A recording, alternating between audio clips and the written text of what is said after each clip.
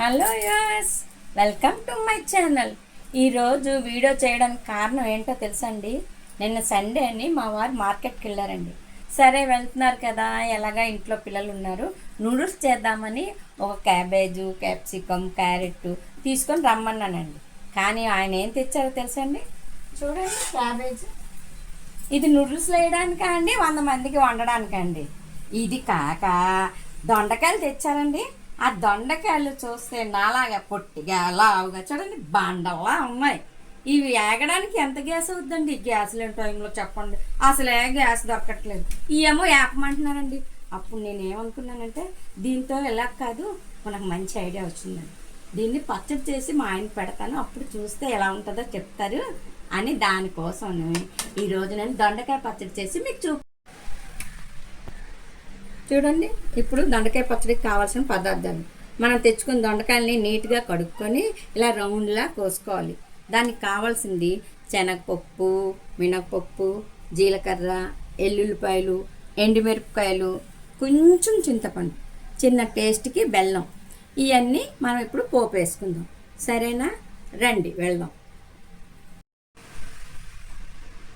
చూడండి, ముందుగా ఆయిల్ వేసుకుందాం. ఒక కడాయి పెట్టి ఆయిల్ వేసుకొని ఇలా కొంచెం ఆయిల్ మరిగాక ఫస్ట్ ఎల్లుల్లిపాయ రెక్కలు వేసుకుందాం.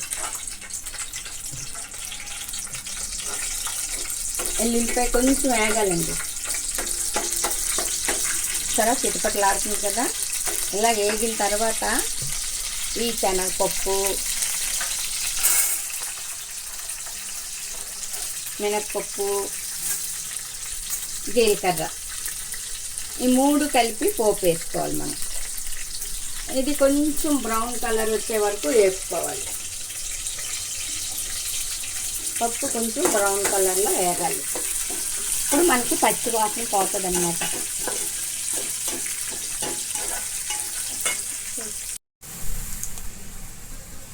చూడండి, ఈ విధంగా ఫ్రై అవ్వాలి.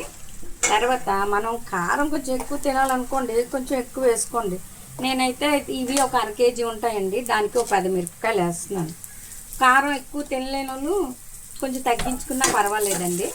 మరి మా మిరపకాయలు కొంచెం కారంగా ఉంటాయన్నమాట, అందుకే నేను 10 మిరపకాయలు వేసాను. దీన్ని ఇలా ఫ్రై అయ్యాక మనం ఇప్పుడు ఈ దొండకాయల్ని ఆయిల్ వేసి వేపుకోవాలన్నమాట.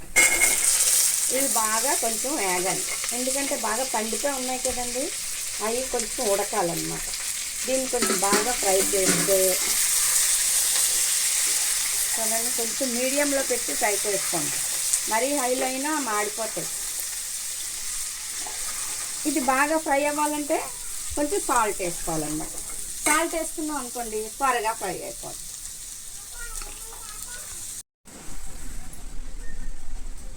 చూడండి, 10 నిమిషాలు ఇలా వేగాక మనకి ముక్కు ఉడికిపోయింది అనమాట.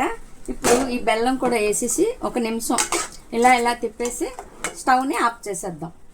ఆఫ్ చేశాక ఈ చింతపండు వేసేద్దాం. వేసి ముక్కలు చల్లబడాక మిక్సీ చేసుకుందాం. దొండకాయ పచ్చడి రెడీ. దొండకాయ పచ్చడి రెడీ. చూసారా, తెలివైన ఇల్లాలు చేయవలసిన పని మనకిప్పుడు దీనివల్ల 2 మిగిలాయి. ఏంటి? ఒకటి ఆయిల్, రెండోది గ్యాస్. మీరు కూడా మీ ఇంట్లో ఇలాగ పాడవకంట దొండకాయలు ఉంటే మీరు తయారు చేసి టేస్ట్ చేసి నాకు కామెంట్లో పెట్టండి. Okay, bye.